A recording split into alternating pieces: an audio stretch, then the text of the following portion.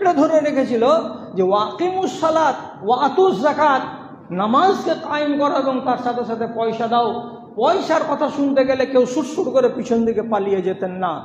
সাদ বিন মুআজের মতো সাহাবী, তিনি নিজে বলছেন, যখন আল্লাহ পাকের রাসূল এই কথাটা বললেন আর বলার পরে আমাদের গলিতে আসলেন, আমাদের পাড়াতে আসলেন, তো সাদ নিজে বলছেন আল্লাহ পাকের নবীকে সামনে দেখে কি বলছেন, হাযিহি আমওয়ালুনা খুয মা শিতা ওয়া দা লানা মা শিতা।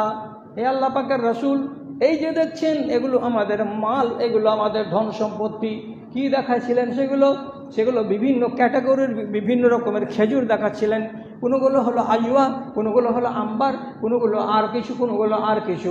বিভিন্ন রকমের খেজুরগুলো গলিতে রাখা আছে। হযরত সাদ বলছেন এগুলো হচ্ছে আমাদের মাল, আপনার যতটি দরকার লাগবে ততটি আপনি নিয়ে যান, আর যেটি আপনি রেখে দেবেন সেটি আমাদের আওলাদেরা খাবে, আর আমরা সেটিকে নিয়েই খুশি হব। আপনাকে বাধা দিচ্ছি না, আপনাকে মেপে দিচ্ছি না, আপনাকে লিমিট বেঁধে দিচ্ছি না। কয় কেজি নেবেন, কয় মন নেবেন সেটা আপনার ব্যাপার। নেন, যতটি আপনার লাগবে আপনি নেন, নিয়ে চলে যান। এরা কত উদার মনের মানুষ, কত উদার মনের মানুষ, চিন্তা করেন। এক সাহাবী তিনি নিজে বলছেন, এজা কালা রাসূলু লানা বিসাদাকাতে ও এজা আমারানা নবী সাল্লাল্লাহু আলাইহি ওয়াসাল্লাম বিসাদাকাতে ফায়াযহাবু বা'দুনা ইলা সুকে। যদি কখনো দেখেছি মসজিদে নববীতে আল্লাহ পাকের নবী তাকরীর করতে করতে, ওয়াজ করতে করতে বলে দিয়েছেন দানের প্রয়োজন আছে, টাকা পয়সার দরকার আছে, ধন সম্পদের দরকার আছে। এখন ইসলামী স্টেট খালি আছে, এখানে আমাদের কোষাগারে টাকা পয়সা নাই, তোমরা টাকা পয়সা দিয়ে এটাকে তোমরা স্বাবলম্বী করে তোলো, আমাদের হাতটাকে মজবুত করো। তখন আমাদের মধ্যে থেকে যারা গরিব মানুষ, যারা খেটে খাওয়া মানুষ, ফায়াযহাবু ইলা সুকে, বাজার চলে যেত সকালবেলায়, সারাটা বেলা বাজারের বোঝাকে এখান থেকে সেখান, এখান থেকে ওখান, এ করে করে করে করে কুলিগিরি করে যে টাকাটা উপার্জন হতো সেই টাকাটাকে নিয়ে রাসূলুল্লাহর কাছে সন্ধ্যাবেলায় নিয়ে এসে হাজির করে দিয়ে বলতো, আল্লাহ পাকের রাসূল, এই যে সামান্য মাল, এই সামান্য মালটা আমরা আপনার এখানে সাদকা করে দিলাম। কত উদার মনের মানুষ। এক সাহাবী একজন লোকের বাগানে রাতের বেলায় জল দিচ্ছে, খেজুরের বাগানে খেজুরের গাছের গোড়ায় গোড়ায় গোড়ায় গোড়ায় জল ঢালছে। মালিক বলছে, আরে বাবা, রাতের বেলায় তুমি জল ঢালবা, দিনের বেলায় তুমি কি করবা বলো তো? দিনের বেলায় কাজকর্ম করার টাইম, আর রাতের বেলায় তুমি এইভাবে খেজুরের বাগানে সেচ দিতে এসেছো, এটা কেমন কথা? তো বলছে, বাবা, দিনের বেলায় আমি আমার নিজের সংসারের কাজ করব, তো আমার সংসারের কাজ করে তো আমি টাকা পাবো না, তো রাতের বেলায় এসেছি আপনার সংসারে আপনার কাজ করে দিতে, কী লাভ হবে? বলছে, সারাটা রাত আপনার বাগানে আমি সেচ দেব, আর দেওয়ার পরে আপনার সামনে 2 দিরহামের কথা হয়েছে, সেই 2 দিরহাম টাকা বা 1 দিরহাম টাকা চাঁদির পয়সাটা আমি হাতে করব, আর করার পরে ফজরের টাইমে আল্লাহ পাকের নবীর মসজিদে আমি হাজির হব। জামাতে নামাজ পড়ার পর আল্লাহ পাকের নবী বসে থাকবেন, তার সামনে এই 1 দিনার 1 দিরহামটা এই স্বর্ণে জাকাত, এই টাকাটাকে আমি আল্লাহ পাকের নবীর হাতে তুলে দেওয়ার পরে বলবো, রাসূল, আমি গরিব মানুষ, এর থেকে বেশি আওকত আমার নাই, আমি রাতের বেলায় মজুরি করেছি, করার পরে এই দিরহামটা চাঁদির টাকাটা পেয়েছি, এটা আপনার নামে উৎসর্গ করে দিলাম, এটা বাইতুল মালে জমা করে নেন। তাহলে সাদকা করার জন্য, আল্লাহর পথে দান করার জন্য শুধু শুধু টাকাই লাগে সব সময়, এই কথাটা নয়। এর জন্য চাই বড় একটা অন্তর, বড় মন।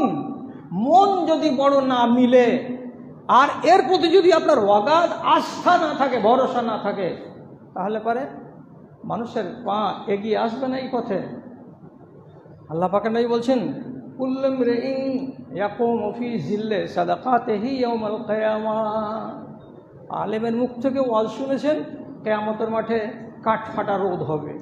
কাঠফাটা রোদের কালে আপনি যদি ছায়া চান, তাহলে সহিহ হাদিস বলছে, রাসূলুল্লাহ বলছেন, 1-2টা মানুষ নয়, হাসরের ময়দানে লক্ষ লক্ষ মানুষ এমন দেখতে পাওয়া যাবে যে তার মাথার উপরে কে যেন ছায়া করে আছে। এটা ছায়া কে করে আছে? রাসূল নিজে বলছেন ফি জিল্লে সাদাকাতিহি, দুনিয়াতে দান করেছিল, এই দানকারীকে দান করার কারণে রব্বুল আলামিন একটা বিশেষ ধরনের ছায়া দেবেন। আপনার ডানের লোকটা মাথার তলে ছায়া পাবে না, সে যেহেতু তার ভেতরে বৈশিষ্ট্য এটা ছিল না। আর আপনার বামের লোকটা হয়তো পায়নি, কিংবা আপনার সামনের লোকটা যদি পেয়েছে এত গাঢ় ছায়া পায়নি, কিন্তু আপনি এমন ভাগ্যবান লোক যে আপনার মাথার উপরে ছায়া হয়ে আছে হাসরের মাঠে, অত্যন্ত গাঢ় ছায়া, যে ছায়াতে আপনি আরামে আছেন, আপনার ঘাম ঝরে না, আপনার কোনো কষ্ট হয় না। এটা কিসের ছায়া? রাসূলুল্লাহ বলছেন এটা হচ্ছে তার দুনিয়াতে সাদকা করার ছায়া। বিপদের দিনে যদি আমার একটু আরামের প্রয়োজন হয়, তাহলে আমাকে একটা হাতে ছাতা পেতে গেলে যত আমি সুখী বা আরাম মনে করি, এই জিনিসটা আমার সাদকাতে কাজ ত্বরান্বিত করে দিতে পারে। কথাটার প্রতি যদি বিশ্বাস থাকে তাহলে আমার পাটা সামনের দিকে এগোবে। সাহাবায়ে কেরাম এই ব্যাপারে কত অগ্রণী ভূমিকা রাখতেন আর ছিলেন তাদের ভেতরে। অনেক কথা আছে, তো অত্যধিক কথা একই দিন আপনাকে বলা যাবে না, শুধু একটা কথা বলি। তাবুক যুদ্ধের মুহূর্তে রাসূলুল্লাহ মসজিদে এলান করে বললেন, মালের দরকার আছে, মাল আনো, যে যেভাবে পারো। বিভিন্ন সাহাবী বিভিন্ন, যে এই কথাগুলো আমার ধারণা মতে আপনারা হয়তো শুনেছেন অন্য কোনো আলেমের মুখ থেকে। অবশ্য আমি চেষ্টা রাখি যে হাদিসের সম্ভার থেকে এমন কিছু কথাকে টেনে বের করে আপনাদের সামনে রাখার, যেগুলো সাধারণত আলেম ওলামাগণ বলেন না। তো আজকে যেটা বলতে যাচ্ছি সেটা আমাদের প্রয়োজন বলেই বলতে যাচ্ছি। খেয়ালে রাখুন, কথার দিকে একটু লক্ষ্য করুন যে আল্লাহ রাব্বুল আলামিন কোরআন মাজিদের ভেতরে 70-এর কিছু বেশি জায়গায় ওয়াকিমুস সালাত ওয়া আতুজ যাকাত, নামাজ কায়েম করো আর তার সাথে সাথে যাকাত আদায় করো, কথাটাকে যুক্ত করে পেশ করেছেন 70-এর বেশি জায়গায়। এবং শুধু শুধু নামাজকে আলোচনা করেছেন আল্লাহ প্লেনভাবে, এটা 8 থেকে 10 জায়গায়। অনেক মুফাসসিরিন ইকরাম ভেবেছেন, বলেছেন যে আল্লাহ তাআলা নামাজের কথা বলতে যাচ্ছেন, তো বারে বারে ওই জায়গাতে উনি যাকাতের কথা কেন বলছেন? যাকাতকে আলাদাভাবে বললে হয়, নামাজকে আলাদাভাবে বললে হয়। এর জবাব উলামায়ে কেরাম দিয়েছেন, তা হলো এই যে ইসলামের মূল যেটা ইবাদত সেটা হচ্ছে নামাজ। আর নামাজকে কেউ কায়েম করে নিল, দিয়ে তারপরে মনে মনে ভাববে যে আমি দিন ইসলামকে কায়েম করে নিলাম, আর আমার কিছু করা লাগবে না। এই ধারণাটা যে ভ্রান্ত, সেই ভ্রান্ত ধারণাটাকে আল্লাহ তাআলা দূর করবেন বলে প্রত্যেকটা নামাজের সাথে দানকে যুক্ত করে রেখেছেন। অর্থাৎ হে নামাজি, নামাজ তো কায়েম করো, কিন্তু তার সাথে সাথে দানের কথাটাকে স্মরণ থেকে বিলীন করে দিও না। কেন দিও না? ইসলাম কায়েম আছে, কায়েম হয়েছে অর্থের দ্বারাই। শুধু শুধু আল্লাহ তাআলার মেহেরবানিতেই দিন ইসলাম দুনিয়াতে প্রচার প্রসার লাভ করেছে এরকম কথাটা নয়। বিশেষ অবদান আছে কার? দানের। এই জন্য কোনো মানুষ যদি দানকারী না হয় আর শুধু নামাজি হয়, তাহলে সেই মানুষটা সম্পর্কে উলামায়ে দ্বীন বলছেন তার ঈমান কোনোদিনই পূর্ণতা লাভ করবে না। ঈমানটা চিরদিন দুর্বল হয়ে থাকবে, সবল হতে পারবে না। কেন? আল্লাহ রাব্বুল আলামিন বলছেন জোড়া করে দুটোকে, তাহলে আমাকেও জোড়া করে নিয়ে চলতে হবে। একটাকে ছেড়ে দিয়ে চললে আমি পূর্ণাঙ্গ মুসলমান হতে পারবো না। এবার এই দানটাকে দুই ভাগে ভাগ করা যায়। একগুলোকে বলা হয় যাকাত আর একগুলোকে বলা হয় সাদাকা।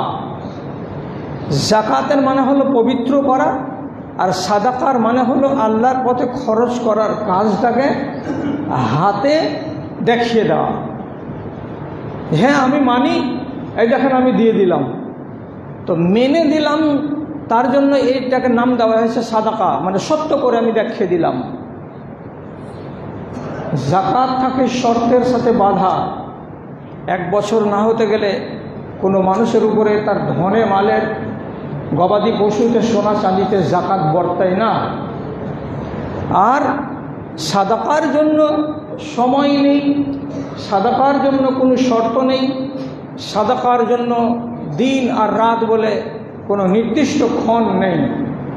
যখন ইচ্ছা তখন সাদাকা করা যায়, যাকে ইচ্ছা তাকে সাদকা করা যায়, যতটা পরিমাণ আপনি চাইবেন ততটা সাদকা করা যায়। এবার এই সাদাকা কথাটাকে বুঝতে আপনার আর আমার দ্বারাই ভুল হয়, তো ভুলটাকে করতে হবে না। সেটা হলো কি, কেউ যদি মনে মনে বলে যে আমি এই 100টা টাকা মাদ্রাসার ইয়াতিমকে দিলাম, বা আমি এই 100টা টাকা অমুক বিধবাকে দিলাম, তাহলে সেই ক্ষেত্রে সে সাদাকাটার নাম উচ্চারণ হয়েছে বলে ওইখানেই ব্যবহার করতে হবে, তাছাড়া অন্য জায়গায় আপনার দেওয়া চলবে না। আবার কেউ যদি 500টা টাকা দিয়ে দেয়, আমি এটা মসজিদে দিলাম, এটাকেও আপনি বলেন সাদাকা। আসল মানে হলো ইনফাক, মানে আল্লাহর পথে খরচ করা। আমি খরচ করে দিলাম, কোথায় লাগালাম? ইয়াতিমখানাতে লাগালাম। কোথায় লাগালাম? মাদ্রাসা নির্মাণ কল্পে লাগালাম, মসজিদ নির্মাণ কল্পে লাগালাম, সাদাকা। এবার কথাটা বুঝুন। নবী করিম সাল্লাল্লাহু আলাইহি সাল্লাম বলছেন 10টি জিনিস মানুষের মরে যাওয়ার পরেও তাকে কবরে সোয়াব পৌঁছাতে থাকে। তালিকা লম্বা করতে পারবো না, ছোট করে বলছি। তার ভেতরে কোনো জায়গায় যদি একটা কেউ বৃক্ষরোপণ করে, কোথাও যদি কেউ একটা মার্শাল বসিয়ে দেয়, কোনো জায়গাতে যদি কেউ একটা টিউবওয়েল বা ইন্দারা গেড়ে দেয়, কেউ যদি 50খানা কোরআন মাজিদ কোনো জায়গায় কোনো প্রতিষ্ঠানে পৌঁছে দেয়, কেউ যদি কোনো একটা ইয়াতিম ছেলের প্রতিপালন করে, কেউ যদি নিজেরই বাচ্চাটাকে দিনই তালিম দেয়, দিয়ে বড় করে আলেমে দিন বানায়, এই আমলগুলো মরে যাওয়ার পরেও মানুষের খাতায় চলমান নেকি হিসাবে নেকি পৌঁছতে থাকে। তাহলে এটা বিশাল বড় কাজ, মসজিদকে নির্মাণ করা। এবার প্রসঙ্গটা কেন এলো? আপনাকে যদি সারা পৃথিবীর ভেতরে বলা যায় আপনার 2 নজরে চোখে সবচাইতে ভালো জায়গা কোনটা, তাহলে আপনি হয়তো একগুলো লোক বলবেন কাশ্মীর, আর একগুলো লোক বলবেন দার্জিলিং, আর একগুলো লোক হয়তো বলবেন নতুন ব্যাঙ্গালোর সিটি। তা আপনার চোখে হলো এটা কিংবা এইটা কিংবা এইটা, কিন্তু আল্লাহ রাব্বুল আলামিনের নজরে যেটা শ্রেষ্ঠ সেটাই হতে হবে আমার নজরে শ্রেষ্ঠ। পৃথিবীতে যত বাগান দেখেন, যত পাহাড় পর্বত দেখেন, যত ঝর্ণা দেখেন, যত সৌন্দর্য দেখেন না কেন, এগুলো সৌন্দর্য আল্লাহ রাব্বুল আলামিন অস্বীকার করেননি, কিন্তু তিনি প্রিয় বলেছেন কাকে? যেই জায়গাতে আপনি এখন বসে আছেন এই জায়গাটাকে। এটাকে বলা হয়েছে আহাব্বুল বিলাদ ইলাল্লাহ। সারা পৃথিবীতে যত শহর আছে, যত পার্ক আছে, যত দেখার মতো দৃশ্য আছে, সমস্ত কিছুর ভেতরে পবিত্র এবং সবচাইতে প্রিয় জায়গা হচ্ছে আল্লাহ রাব্বুল আলামিনের কাছে এই জায়গা, অর্থাৎ মসজিদ। এটা কত গুণের জায়গা, আর এটার ফজিলত কত, এর মর্তবা আর এর সম্মান আল্লাহ রাব্বুল আলামিনের নজরে কত, আপনাকে শুধু একটা ইঙ্গিত দিচ্ছি। সেটা কি? তো আল্লাহ পাকের নবী বলছেন, যে সমস্ত মহিলারা ঋতুবতী হবে, একটা মুসলমান মহিলা যদি ঋতুবতী হয়, তাহলে ফালা ইয়াকরবান্না মসজিদে হাযা, ওই মহিলা এই আল্লাহর ঘরের ভেতরে প্রবেশ করতে পাবে না। কেন? তুমি এখন সাময়িক অপবিত্র আছো। তোমার মতো মানুষটা যদি আল্লাহর ঘরে যায়, তো আল্লাহর ঘরের ইজ্জত, আল্লাহর ঘরের সম্মান, আল্লাহর ঘরের শ্রেষ্ঠত্ব ব্যাহত হবে। তার জন্য একটা মুসলমান মহিলাকে শুধু ঋতুবতী হওয়ার কারণে তাকে মসজিদ আসতে বারণ করা হলো। ভেবে দেখেছেন? তাহলে এই জায়গাটার ফজিলত কত আল্লাহর নজরে।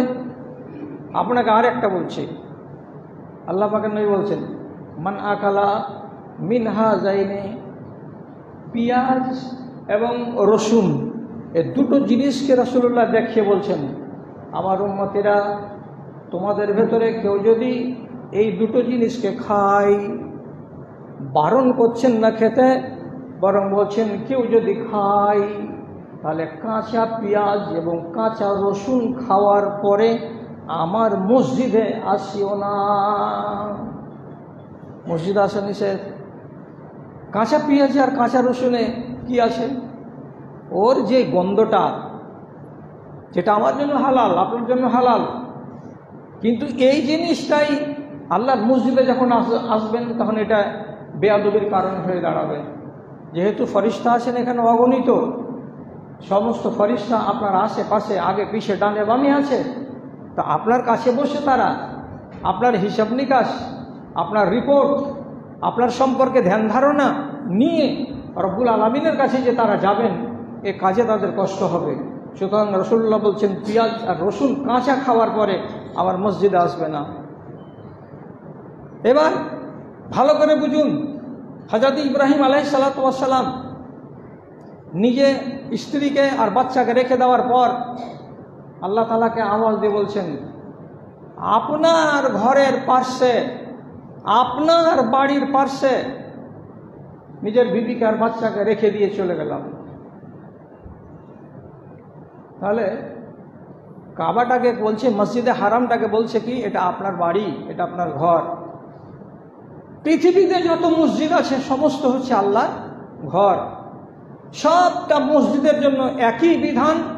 এখানে আসতে গেলে আপনাকে ওই রকম শরীফ ইনসান হয়ে একদম নতি স্বীকার করে কানুনের প্রতি পাবন্দ হয়ে পা রাখতে হবে।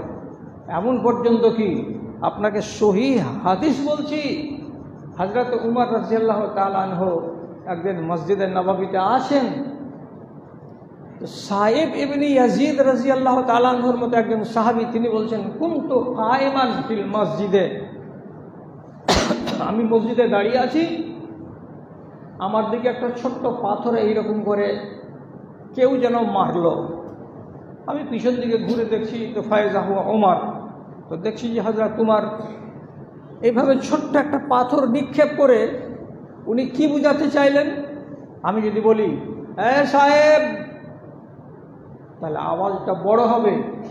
আল্লাহর মসজিদে বড় আওয়াজ করা চলবে না, যাবে না, বড় করে কথা বলা যাবে না। তা আমি এই বেয়াদবিটা আগে করবো না, তার জন্য তিনি একটা পাথর নিয়ে তার গায়ে মারলেন যাতে সে টের পায়। ঘুরে দেখছে তোকে হযরত উমর। হযরত উমর আঙুল দিয়ে সাইব বিন ইয়াজিদকে দেখিয়ে বলছেন, এতিয়াহা জাইনির রাজুলাইন, এই যে মসজিদের আর এক প্রান্তে দাঁড়িয়ে আছে এই লোক দুটোকে ধরে আমার কাছে হাজির করো, কথা আছে তাদের সম্বন্ধে। হযরত সাহেব বলছেন, আমি এক পা দুপা করে গেলাম মসজিদের আর এক মাথায়, আর এক দিকে ওদের দুজনকে বললাম, এই চলো। কোথায়? খলিফাতুল মুসলিমিন ডাকছেন, ওখানে যেতে হবে। কি করব? আমি এলাম, আমরা দুজনে এলাম। আমিও দাঁড়িয়ে আছি যে হযরত উমর ফারুক রাদিয়াল্লাহু তাআলা আনহু কী বা বলবেন। এখানে যেমনি খাড়া হয়ে হওয়া, তখন হযরত উমর দুজনকে ডেকে বলছেন, মিন আইনা আনতুমা, তোমাদের বাড়ি কোথায়? তো বলছে মিনা তায়েফ, আমরা তায়েফ থেকে এসেছি মসজিদে নববীতে নামাজ পড়ার জন্য।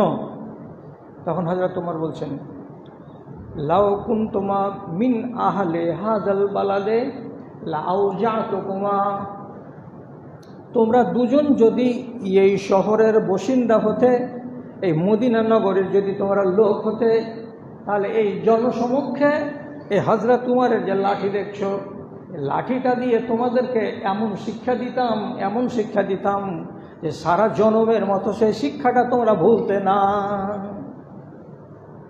এরা দুজন হাক্কা বাক্কা হয়ে তাকাচ্ছে আর বলছে, এই আল্লাহ, কি করলাম, কেমন কাজ হলো, কি হয়েছে আমাদের দ্বারা যে উনি আমাদেরকে বলছেন এরকম কথা? বিদেশি লোক বলে ছেড়ে দিলাম, না হলে তোমাদেরকে এখন গরম করে দিতাম আমি। তখন হযরত ওমর পরের ভাষায় বলছেন কি, ইন্নাকুমা রাফাতুমা আসওয়াতাকুমা ফিল মসজিদে, তোমরা দুইজন, দুই ভাই, দুই বন্ধু মসজিদের ভেতরে যখন কথা বলছিলে তখন এত জোর আওয়াজে কথা বলছিলে, এত চিৎকার করে কথা বলছিলে যে তোমাদের গলার চিৎকারটা সীমা ছাড়িয়ে যাওয়ার কারণে মসজিদের সাথে বেয়াদবি হচ্ছিল এবং আল্লাহর ঘরের বেহুরমতি হচ্ছিল। আর উমরের মতো মানুষ দাঁড়িয়ে দাঁড়িয়ে আল্লাহর ঘরের বেহুরমতি হবে, এটা বরদাস্ত করা যাবে না। কি বুঝলেন? মসজিদে এসে চিৎকার করা, মসজিদে এসে বড় করে আওয়াজ দিয়ে কথা বলা মসজিদের আদবের খেলাফ। এর প্রতি এত আপনাকে সম্মান জানাতে হয়। পর কথা, কারণবশত বাড়িতে নমাজ চলে, তাছাড়া ফরজ নমাজ বিনা কারণে মসজিদ ছাড়া চলে না। এটা হচ্ছে আল্লাহর দরবার, পৃথিবীর রাজাদের দরবারের চাইতে কোটি কোটি গুণ বেশি সম্মানের দরবার এটা। আপনি এই দরবারের কথা জানেন তো? নমাজে যখন দাঁড়াবেন, এইগুলো সামান্য কথা, সাধারণ কথা, কিন্তু লক্ষ্য করি না আমরা। আপনি যে মসজিদে এসে নমাজে দাঁড়ালেন, আপনার উপরে কতটি আইন লাগু হয়েছে শুধু আল্লাহর ঘরে এসেছেন বলে? কি কি কানুন লাগু হয়েছে? এক, আওয়াজ বড় করতে পারবেন না। দুই, যখন এমনি করে আল্লাহু আকবার বলে দাঁড়াবেন তখন আপনার ডানে আর বামে আর সূত্রা থেকে আগে দেখা আপনার নিষেধ। আপনার চোখের উপরে পাবান্দি লেগে গেল। এটা কার দরবার? আল্লাহ রাব্বুল আলামিনের দরবার। এখানে বেশি বেয়াদবি করা চলবে না। তারপর আপনি যে দাঁড়িয়ে আছেন আপনার রবের সামনে, তো আপনি যে কোনো কথা মনে আসলেই বলবেন, তা বলতে দেওয়া যাবে না। আপনি নিজের কথা একটাও বলতে পাবেন না, একটাও বলতে পাবেন না। বলবেন কার কথা?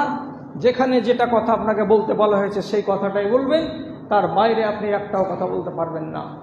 আপনি আমার সাথে, রাজার সাথে, এমএলএর সাথে, এমপির সাথে কথা বলুন, আপনার মুখের ভেতরে যদি আপনার লং বা একটা এলাইচি আপনি মুখে দাঁতের কাছে দাবিয়ে রাখেন, কথা বলতে অসুবিধে নেই।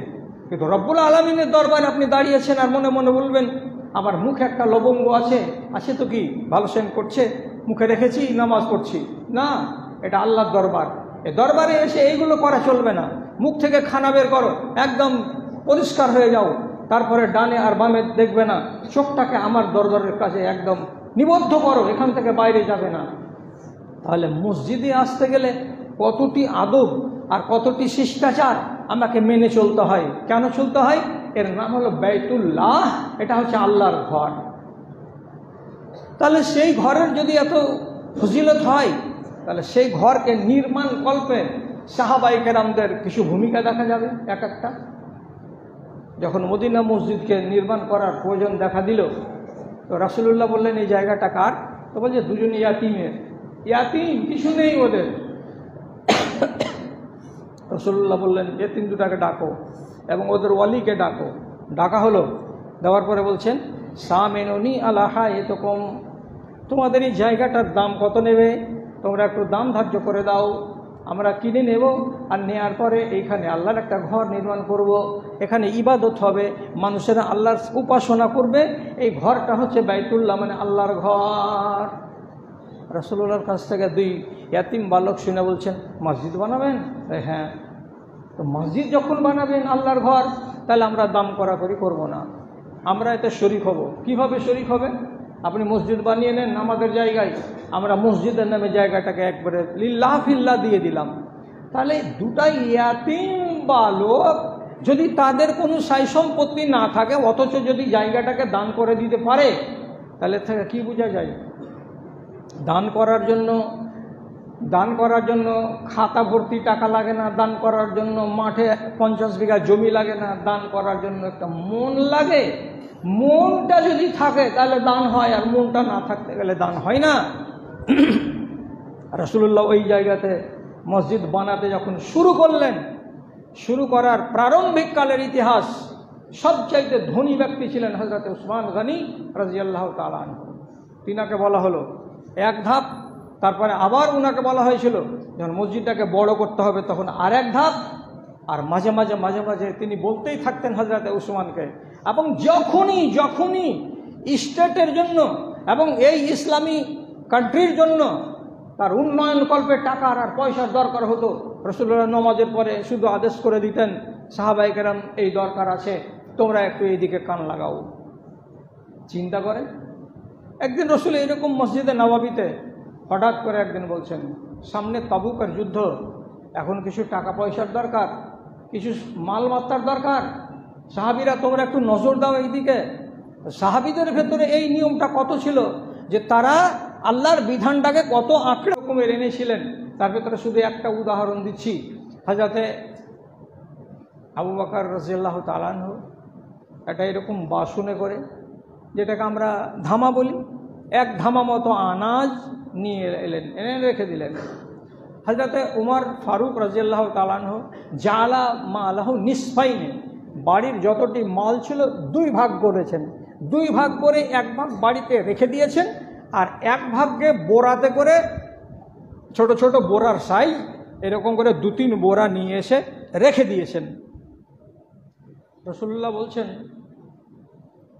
হযরতে উমরের মালের দিকে দেখে যে এর বস্তাগুলো তো 2-3টা, আর আবু বকর যেটা এনেছে একটা বাসনে করে, ধামাতে করে, এর পরিমাণ তো অনেক কম। অন্যান্য দিন রাসূলুল্লাহ এক ধরনের প্রশ্ন করেন, আজকে আল্লাহ পাকের রাসূল প্রশ্নের ভঙ্গিমাটাকে বদল করে দিলেন। এটা আর বলছেন না যে উমর কতটি মাল এনেছো, আবু বকর কতটি মাল এনেছো। কতটি যদি বলতে হয় তাহলে হযরত উমর বলবেন আমি তো এনেছি 50 কেজি, তাহলে হযরত উমর তো 50 কেজি মাল দিলেন, তাহলে ইনি 1 নম্বর দাঁড়িয়ে যাবেন। এবং তার মনের বাসনাটা এইটাই যে আজকে আমাকে আবু বকরের উপরে হতেই হবে। আমি চিরদিন আবু বকরকে পিছনে ফেলতে পারিনি কোনোদিন আমলে, আজকে আমি তাকে পিছনে ফেলবই ফেলবো। এই জন্য আমি 3 বস্তা 3 বোরা মাল এনেছি, আর আবু বকর এনেছেন একটা গামলাতে করে, আবু বকর তো পিছনে পড়বে। তো রাসূলুল্লাহ পরিমাণের দিকে না গিয়ে কতজন সাহাবীর সামনে জিজ্ঞেস করে বলছেন, এই ধামা আড়ির দিকে দেখে আর দেখে বলছেন, আবু বকর মা আবকাইতা লি আহলিকা, বলো তো আবু বকর তুমি যে এই এক ধামা খেজুর এনেছো, জব এনেছো, যা এনেছো, তুমি তোমার বাড়িতে তোমার পরিবারের জন্য কতটি কি রেখে এসেছো? জবাব দাও, কি আছে আর? আবু বকর বলছেন, আবকাইতুল্লাহ ওয়া রাসূলহু, বাড়ির দেয়ালে, বাড়ির টাকে, বাড়ির মিটকেসের ভেতরে, বাড়ির যে কোনো জায়গায় বলুন না কেন, শুধু আল্লাহকে এবং তার রসুলকে রেখেছি, এছাড়া অন্য কোনো জিনিস আমি রেখে আসি না। কিচ্ছু পাবেন না। গোটা বাড়িতে যদি পাওয়া যায়, এক আল্লাহকে পাওয়া যাবে আর এক আল্লাহর রসুলকে পাওয়া যাবে। 2টো জিনিসকে রেখেছি বাড়ির ভেতরে, আর বাকি যা ছিল তা নিয়ে চলে এসেছি। আল্লাহু আকবার। হযরত উমরকে জিজ্ঞেস করা হলো, কতটি আছে উমর? তোমাদের জাল তো মালি নিসফাইনে, আমি আমার টোটাল মালকে 2 ভাগ করেছি। 1 ভাগ আমি আমার পরিবারের জন্য রেখেছি, আর 1 ভাগ আমি আল্লাহ আর আল্লাহর রসুলকে রাজি করার জন্য নিয়ে এসেছি। এর মানেটা কি? আমি আমার বাড়িকে শূন্য করে আনিনি, আমি আমার বাড়িতে আমার পরিবারের জন্য কিছু রেখেছি আর দানের জন্য কিছু নিয়ে এসেছি। তখন রাসূল কারীম সাল্লাল্লাহু আলাইহি সাল্লাম মুচকি মেরে হাসেন, একবার এর দিকে দেখছেন, একবার এর দিকে দেখছেন। উমর তুমি তো কিছু রেখে এসেছো বাড়িতে তোমার নিজের আওলাদের জন্য, আর আবু বকর নিজের পরিবারের জন্য কিছুই রেখে আসেনি। বলো তো কোনটা দান সবচাইতে বড়? হযরত উমর তখন মাথা নাম করে বলছেন, লা আসবাকুহু বিহায়াতি কাত্ত, আমি হযরত আবু বকর সিদ্দিকের জীবনে কোনোদিন কম্পিটিশন করে পারিনি, আজও পারলাম না, জীবনে আর কোনোদিন আমি ওনাকে পারবো না। তাহলে এইরকম কি হয় যে বাড়িঘরের সমস্ত সামানকে নিয়ে চলে এসে দিয়ে দিবেন যে রাসূলুল্লাহ চেয়েছেন বলে? আমি কি এখনকার মানুষকে এরকম কথা বলতে পারবো? না এরকম দরের আর এইরকম পরিমাণ ঈমান আমাদের কাছে আছে যে সমস্ত আপনি নিয়ে চলে আসবেন? ওই কথাটা নয়। কথাটা হলো এই মনটাকে বড় করা, বড় মন করে আপনাকে এগিয়ে আসতে হবে। প্রসঙ্গটা কেন এনেছিলাম? দেখতে দেখতে 35 মিনিটের কোঠায় চলে গেল ঘড়ির কাঁটা। প্রসঙ্গটা হলো এই, উত্তরবঙ্গের ভেতরে আপনাদের এই মাদ্রাসা একটা সুনাম সুখ্যাতি নিয়ে মানুষের কাছে পরিচিত।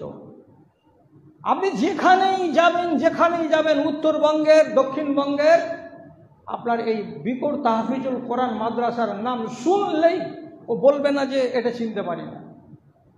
এত এই মাদ্রাসাটাকে আল্লাহ রাব্বুল আলামিন ভালোবেসেছেন। আর তার আপনারা খাদেম, এই খাদেমগুলোর দৃষ্টি আকর্ষণ করছি একটা এই দিকে যে 650 জন তালেবে এলেন কোরআন মাজিদকে নিয়ে একসঙ্গে যখন পড়া আরম্ভ করছে, কারো যদি নমাজ হয়তো কারণবশত ছুটে গেল, কোনো নমাজি ভাইয়ের একটু পরে যদি উনি আসছেন, তো এদের কোরআনের আওয়াজে মুসল্লিগণ ঠিক করে আর নামাজ পড়তে পারছেন না, বা ছাত্ররাই যারা নামাজ ছুটেছে তারা হয়তো নামাজ পড়বেন তা পড়তে পারছেন না। এখন অতি জরুরি হয়ে গেছে এই মসজিদটাকে দ্বিতল করা, নাহলে এতগুলো ছেলেকে এক জায়গাতে রেখে আর নামাজিদের ফ্যাসিলিটিটাকে ঠিকঠাক করে পৌঁছে দেওয়ার কথা ভেবে আমরা দেখতে পাচ্ছি যে হ্যাঁ, আলাদা আর একটা ঘর হওয়া দরকার আছে। তাহলে যদি এই বিল্ডিংটা আপনারা মনে করেন উপরতলাটা আমরা বানিয়ে নিতে পারবো, কেন পারবেন না? আপনারা কি পারেননি এর আগে? আপনারা এ কথাটা আগে বলুন তো, এই বিকরের লোক কি করেননি? মাদ্রাসা তো আমি আজকে কতদিন ধরে আসছি, আমি মোটামুটি 28 থেকে 29 বছর ধরে এই মাদ্রাসাতে আমি আসি। ছিল কি, হলো কি, আর আগামীতেও আবার হবেটা কি? আপনারাই তো করছেন। সকলকে আবার অনুরোধ থাকলো, যদি আওয়াজ উঠে যায়, এদের আপনাদের ফয়সালা যদি হয়ে যায় যে হ্যাঁ আমরা আগামী মাস থেকে শুরু করব বা তার পরের মাস থেকে শুরু করব, একটু উদার মন নিয়ে এগিয়ে আসবেন। কেউ 1 কুইন্টাল রড নিয়ে আসবেন, কেউ 1000 ইট নিয়ে আসবেন, কেউ 1 টলি বা 1 গাড়ি বালি নিয়ে এগিয়ে আসবেন, কেউ 10 বস্তা